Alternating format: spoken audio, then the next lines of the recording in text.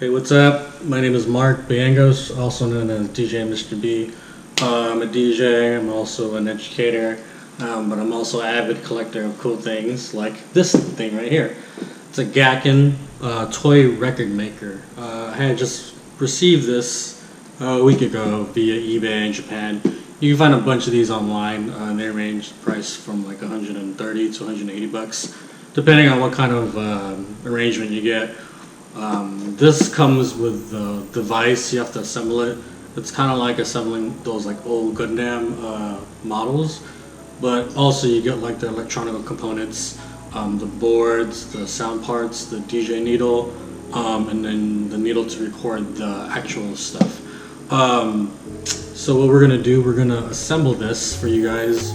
We're gonna test run it, record a track, and then we're gonna play it. Okay. I'll also give you an overview of other things you may consider to getting this, but I think you'll find this to be a bit of a fun little toy. Okay, so let's do it.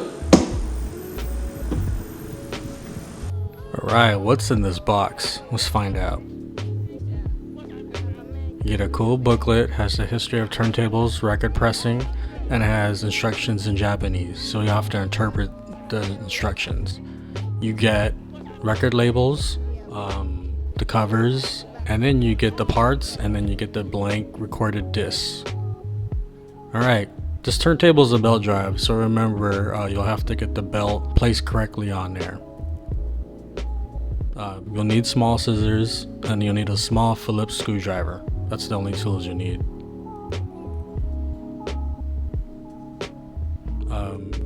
Please keep your screws in a confined area. I dropped them a few times and I had to rush on the floor to find where the hell they dropped. So please keep track of those things.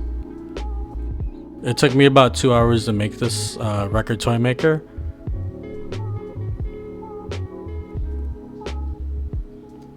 Okay, we have a completed Gakken Toy Record Maker here in front of you. Alright, so the assembly went by fast according to that video, but what I wanted to show you was the features it has up close and personal. Be careful with the tone arm. This is really flimsy. I would try to latch it down with something, even if it's this blue tape if you're moving it around. Okay, so if you can see here, these are the features of the top controls. I don't have it powered on now, but when it's powered on, these will make sense. Alright, so this is how you turn it on. It's a little round switch, so it turns on. These two buttons, that's to play when you just want to play the vinyl, and then this is record when you want to do the recording with this needle. Okay, so I'm keeping it on play. And then you have two options. You can record in 33 or 45, okay? 33 you get about like 3.5 minutes. 45 you get about like less, or just exactly 3 minutes, so just be mindful of that when you do your recording. Okay, these right here, if you can see, the in, out, and then the USB, that's the power. So let's look at it here. Okay, so if you're going out, if you have external speakers, you could use this for an external speaker. If you don't have one, that's okay. You do have a speaker here. And then you have an in, so this is where your signal will go if you want to do the recording in. Okay, so what we are going to do, we're going to connect the gear to this turntable. But a few things I want to share. This does come with a stereo to mono cable, so that's that, and it has a power cable. If you have a power bank, you could just totally connect this here and then connect it to the side and then power up. Okay, and all I gotta do, get some juice. Should be good. I'm gonna turn it on. It should be going, and it's spinning. What I do for my computer, I have a small USB audio converter, so I'm gonna connect that. I'm gonna use my own cable. I'm not gonna use the one provided because I want stereo out. So I'm gonna do that, and then you'll see it on the computer. Okay, a few things I want to mention. When you want to record your vinyl, when you place it, the blank 5-inch, you want to latch it down, okay? So this holds down the vinyl while it's being engraved, while the grooves are being engraved, okay?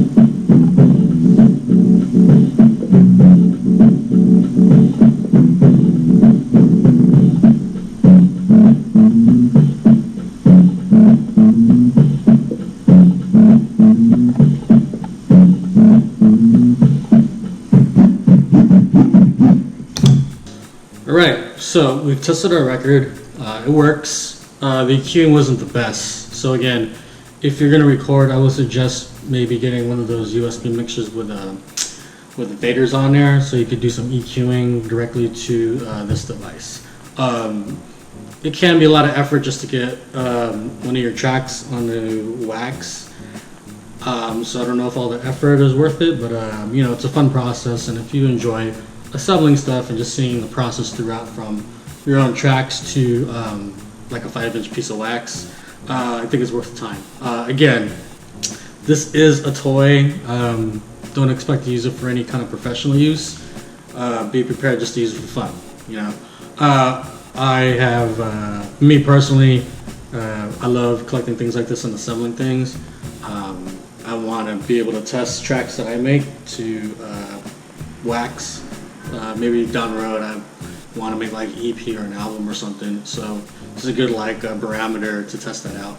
And finally, I want to use this in my classroom because I'll have some kids who will be making and producing beats, and I kind of want them to kind of have something for themselves, like a piece of wax. Back then, kids would make a CD of beats, but it'd be nice to actually have a piece of vinyl. Okay.